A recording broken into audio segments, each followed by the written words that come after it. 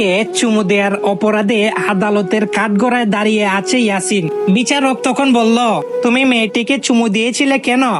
তখন ইয়াসিন বলল, স্যার বিশ্বাস করেন ইচ্ছা করে দেইনি, ওই মেয়েটাই তো চুমু দিতে বলেছে। তখন বিচারক বলেন, চুপ করো বেয়াদব। তখন ইয়াসিন বলল, স্যার আগে তো শুনবেন, ওই মেয়েটির জামার সামনেই লেখা ছিল কিসমি। আমার কি দোষ? তখন বিচারক বললেন, তোমার কি আর কিছু বলার আছে?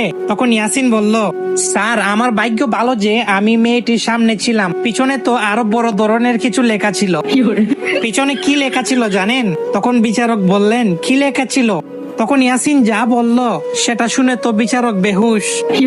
এটা শুনে বিচারক 3 দিন পর্যন্ত অজ্ঞান ছিলেন। এটা শোনার জন্য তো আমিও মোটেও প্রস্তুত ছিলাম না। পিছনে কি লেখা ছিল শোনার আগে তোমাদেরকে একটা ম্যাজিক শিখাই। প্রথমে ভিডিওতে লাইক দিবা, তারপরে সাবস্ক্রাইব বাটনে ক্লিক করবা, তারপরে শেয়ার অপশনে গিয়ে সবার লাস্টে ক্লিক করলেই দেখতে পাবা এরকম ম্যাজিক। এবং মাকে যারা মন থেকে ভালোবাসো শুধুমাত্র তারাই ভিডিওতে লাইক করে চ্যানেলটা সাবস্ক্রাইব করে দিবা।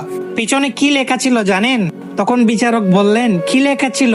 তখন ইয়াসিন বলল, ওর পিছনে লেখা ছিল ইউজ মি।